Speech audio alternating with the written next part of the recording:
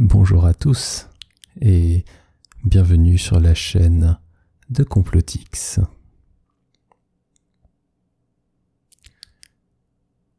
En premier lieu, je profite de cette vidéo pour vous souhaiter une excellente année 2026. Qu'elle soit heureuse pour vous et vos proches, et qu'elle vous permette de vous épanouir.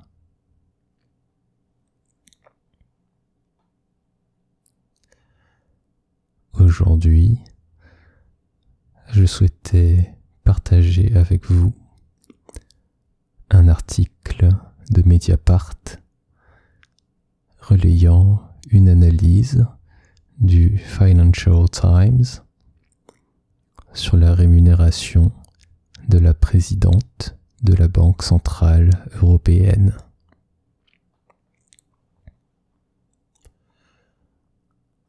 Avant de commencer, je vous propose de vous installer confortablement.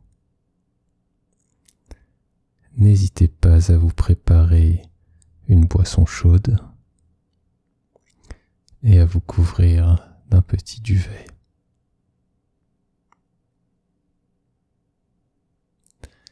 Je vous laisse quelques instants pour vous préparer.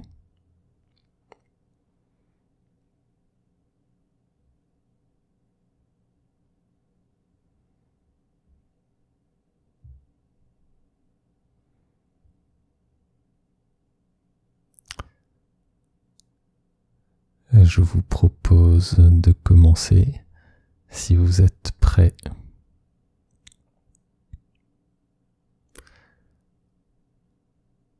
Je vous rappelle que cette vidéo a uniquement pour but de vous divertir, comme toutes les vidéos sur la chaîne de Complotix.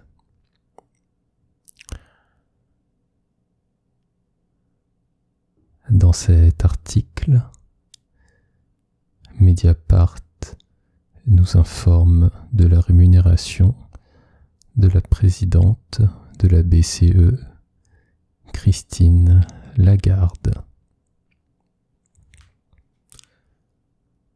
Commençons par quelques éléments biographiques si vous n'êtes pas familier avec Lagarde.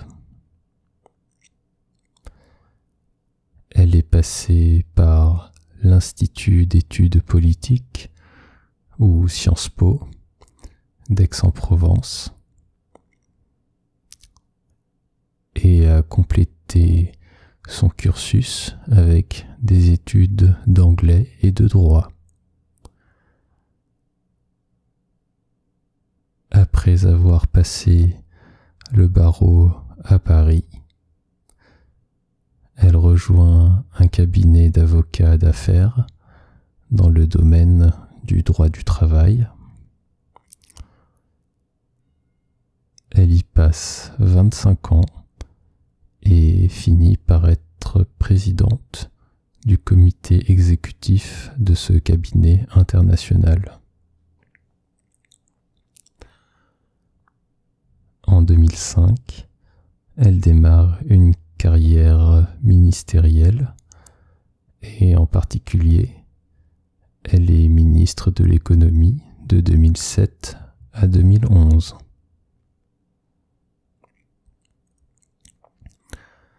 Puis, elle remplace Dominique Strauss-Kahn en 2011 comme directrice générale du Fonds monétaire international. Elle y reste jusqu'en 2019, date à laquelle elle devient présidente de la Banque centrale européenne.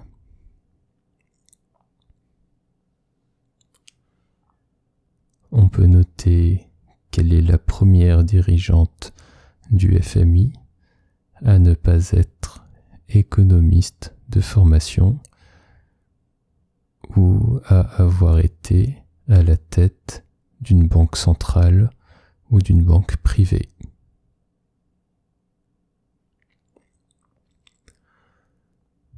Elle est condamnée pour négligence dans l'arbitrage de l'affaire Tapie sur la revente d'Adidas, mais a profité d'une dispense de peine et d'inscription au casier judiciaire.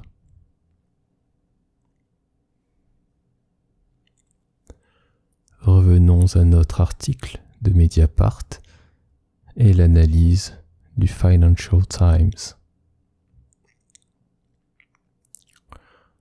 On découvre que la rémunération totale de Christine Lagarde au titre de sa présidence de la BCE s'élèverait à 726 000 € en 2024, soit près de 600 000 € nets.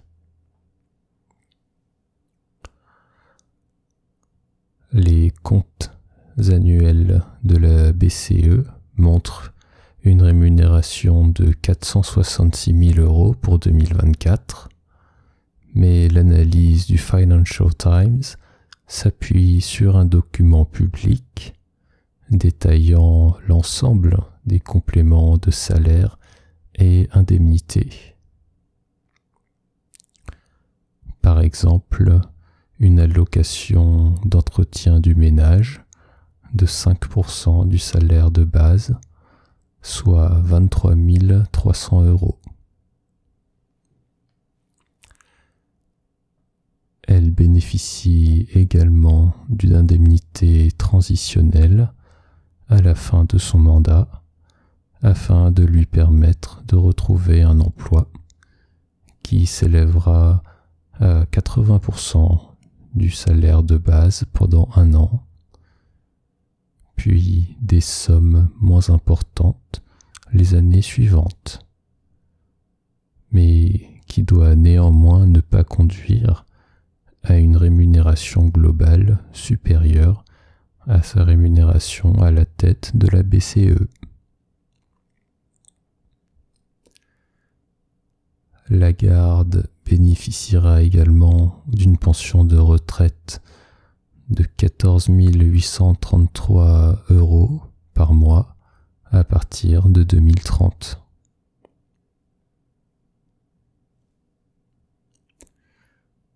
Pour nous autres simples citoyens, ces sommes peuvent sembler particulièrement importantes. Mais nous ne sommes peut-être pas habitués à côtoyer ces niveaux de rémunération. Mediapart nous indique que lorsqu'elle était à la tête du FMI, sa rémunération était de 470 000 € d'aujourd'hui. La rémunération du président de la République, Emmanuel Macron, est-elle d'environ 200 000 €.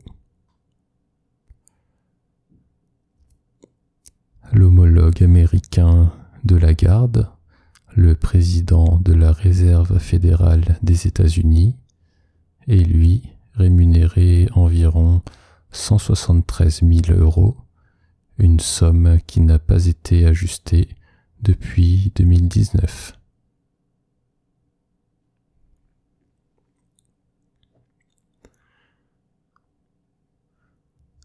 À titre de comparaison, l'ancien président du groupe automobile Stellantis, le groupe des marques Peugeot et Citroën, avait indiqué en novembre à BFM TV que la rémunération d'un bon ingénieur expérimenté était proche de 19 000 € mensuels. Ce nombre a été démenti par les syndicats, qui n'avaient peut-être pas en tête que Carlos Tavares évoquait possiblement le coût de revient pour l'employeur, en exagérant le trait afin d'attirer des talents vers Stellantis.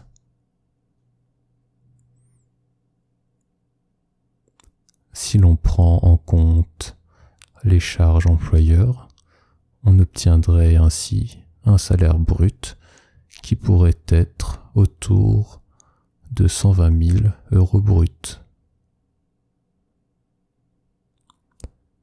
Un ingénieur avec 5 à 10 ans d'expérience ayant raisonnablement entre 30 et 35 ans, étant donné que les formations d'ingénieurs en France nécessitent 5 années d'études,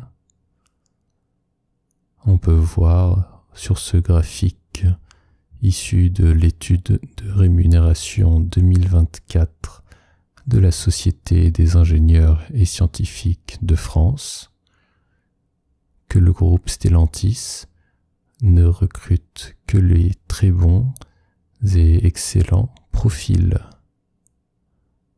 La rémunération étant supérieure de plus de 40% à celle qui permet de se considérer dans le top 10% de cette tranche d'âge. On approche les niveaux de rémunération du top 10% des ingénieurs avec 10 ans d'expérience de plus. Si vous souhaitez ou pouvez orienter votre carrière vers le secteur de l'automobile, il semble pertinent de chercher à rejoindre le groupe Stellantis, en particulier si vous pouvez travailler en tant qu'ingénieur. C'est à la fois la chance d'être rémunéré à un niveau de salaire qui semble relativement confortable et vous permet de faire partie des meilleures rémunérations de votre catégorie professionnelle à votre âge,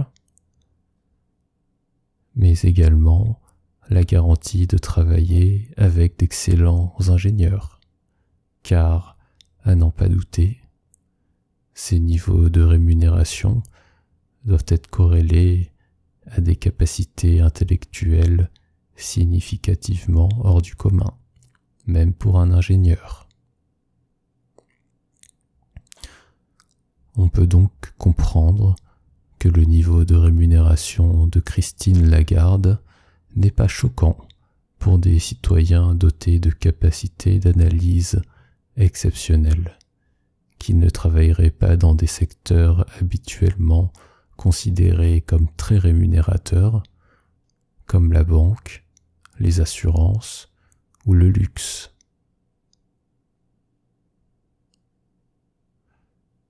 Je vous propose de nous arrêter ici pour cette vidéo. Je vous remercie de m'avoir écouté. Je vous encourage à mener vos propres recherches si le sujet vous intéresse. N'hésitez pas à me laisser vos commentaires, vos critiques, vos suggestions. Si ce contenu vous a plu, vous pouvez vous abonner. Je vous souhaite une excellente journée et à bientôt.